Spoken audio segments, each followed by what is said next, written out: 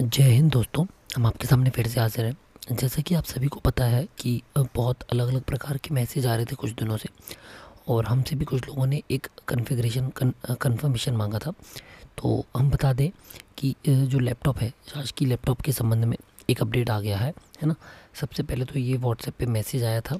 क्या मैसेज आया था कि कृपया ध्यान देवें, समस्त जिले नवीन पटवारियों की जिनकी सारा पोर्टल पर और वेब जीआईएस पर आईडी बन गई है, वे लैपटॉप खरीद सकते हैं। चूँकि बजट प्रावधान किया जा चुका है, तो जो भी पटवारी क्रय करेंगे उनको इसी वित्तीय वर्ष में यानी 2024-25 में भुगतान हो जाएगा। तो अब ये जो मैसेज आया है, इसकी पुष्टि हो गई है, और इसकी पुष्टि के बाद वो बातें जो आपको लैपटॉप खरीदने से पहले जाननी चाहिए। सबसे पहले तो जो ये शासन द्वारा निर्धारित कॉन्फ़िगरेशन का लैपटॉप है, आप केवल वही क्रय कर सकते हैं। आपको जो पेमेंट होगी उसी के आधार पे होगी। दूसरा, जो बिल है वो CLR महोदय के नाम से होगा।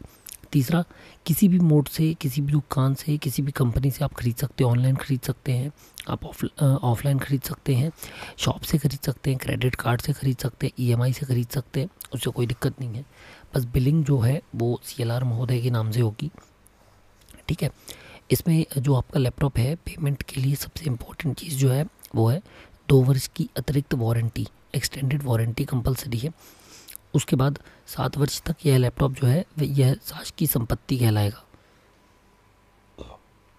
यानी गवर्नमेंट प्रॉपर्टी है। तो आप इसको, यदि कोई भी डैमेज होगा तो इसको गवर्नमेंट वहन करेगी, और 7 साल के पहले आप इसको कोई मिसयूज़ नहीं कर सकते, ठीक है।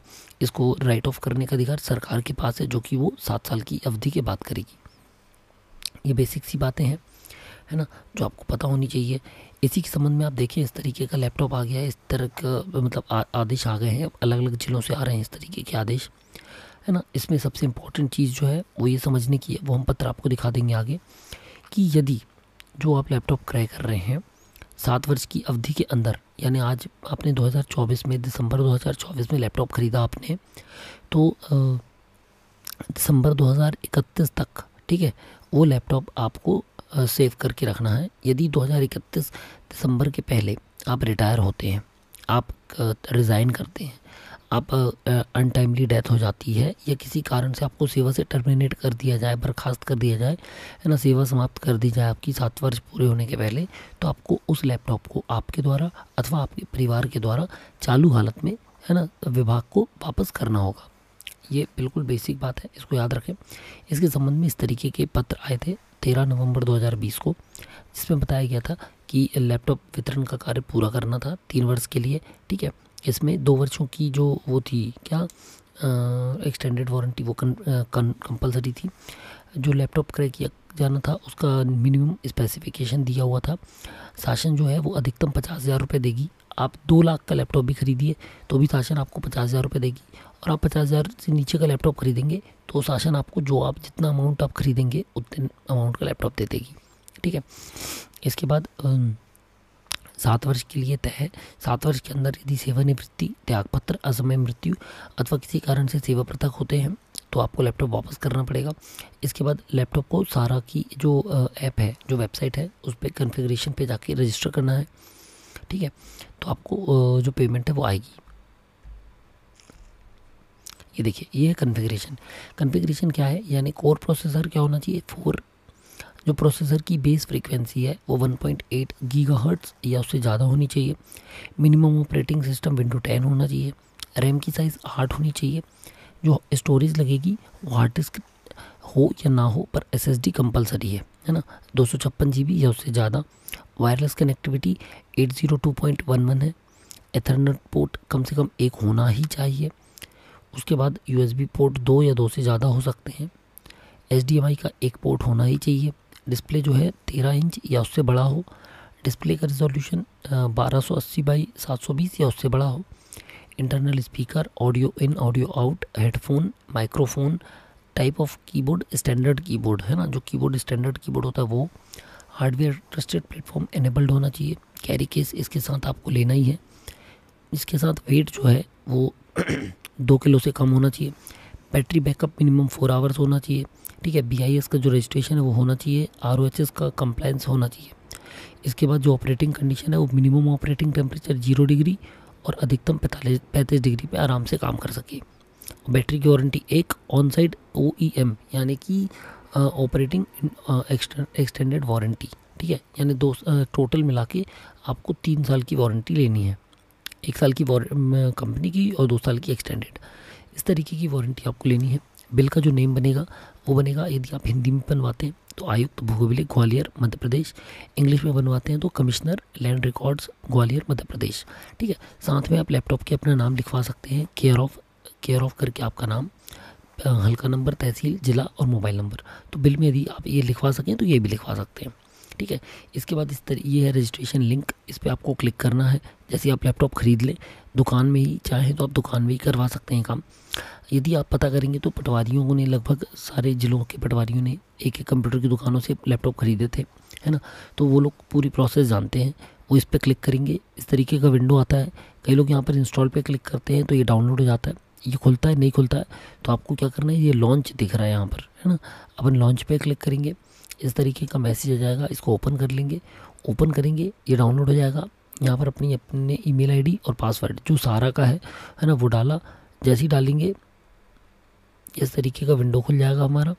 जैसे ये विंडो खुलेगा सिस्टम कॉन्फ़िगरेशन का, आप देख सकते हैं यहाँ पर हमको सारी बेसिक इन्फॉर्मेशन भर देनी है, अपना employ code, account number, IFSC bank name, है ना, laptop invoice number, laptop amount, insurance amount, ये सब आपको भर देना है, ठीक है। इसके बाद ये सारी कॉन्फ़िगरेशन उसने ऑटोमेटिक रीड कर ली है। आपका मदरबोर्ड का नाम, मैक एड्रेस, ये सब रीड कर लिया है। स्क्रीन साइज़ लिख सकते हैं, बैटरी का वेट कम ज़्यादा लिख सकते हैं, रैम की साइज़ लिख सकते हैं और बैटरी का बैकअप लिख सकते हैं। उसके अलावा बाकी सारी चीज़ों को हम क्रॉस चेक करके यहाँ पर टिक मार देंगे।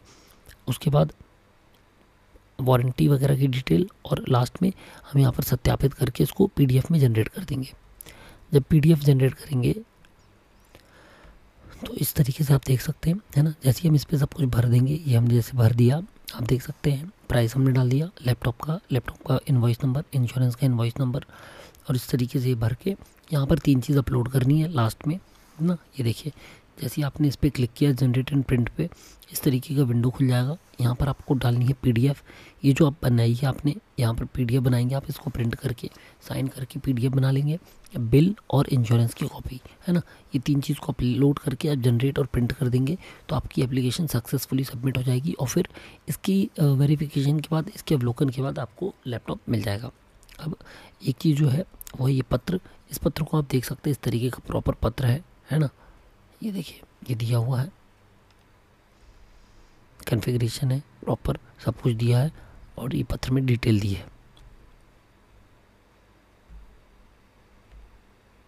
तो आप देख सकते हैं इस तरीके से सारा ऐप है ना। इस पर लॉगिन किया मैंने, ये विंडो आ गया, विंडो में मैंने PDF बनाई, सब कुछ भर के PDF को अपलोड किया, बिल को अपलोड किया और सबमिट कर दिया, तो ये लास्ट में सबमिट हो जाएगा। ये देखिए लिख रहा है सक्सेसफुल, ठीक है, ये चला गया, सबमिट हो जाएगा। इस तरीके से इसका वो चला जाएगा। ये इंश्योरेंस फॉर्म है ना, जैसे अलग अलग बैंकों का, अलग अलग कंपनी का आप इंश्योरेंस ले सकते हैं, इसमें कोई भी दिक्कत नहीं है। तो इस तरीके से आपने लैपटॉप ख़रीद लिया। अब लैपटॉप ख़रीदने के बाद एक बार हम फिर से हल्का सा बता देते हैं आपको। ये देखिए, है ना, ये देखिए, ये गूगल पे गए हम, ये यूटिलिटी ऐप है, ऐप इंस्टॉल किया, ये ऐप इंस्टॉल हो जाएगी। डोंट रन बोलता है तो आप मोर इन्फो पे क्लिक करेंगे, रन एनीवे पे क्लिक कर देंगे। इस तरीके का विंडो आ जाएगा हमारे पास। सारा लॉगिन, हमने सारा लॉगिन किया, ये देखिए लॉगिन किया, ये विंडो आ गया, सब हमने भरा, PDF डाल दिया, ठीक है। PDF डालने के बाद हमने वो अपडेट कर दिया, ये हो गया। फिर जब आप इसको कर लेंगे, इसके बाद एक ऑप्शन आता है आपके पास WebGIS रजिस्ट्रेशन, ताकि आपको OTP की प्रॉब्लम ना हो। इसके लिए भूलेख पे जाएंगे हम और यहाँ पर प्रोफाइल अपडेट का ऑप्शन आता है। प्रोफाइल अपडेट पे गेट सिस्टम इन्फो पे क्लिक कर देंगे हम, है ना। गेट सिस्टम इन्फो पे क्लिक कर देंगे तो हमको वहाँ पर सिस्टम की इन्फॉर्मेशन मिल जाती है।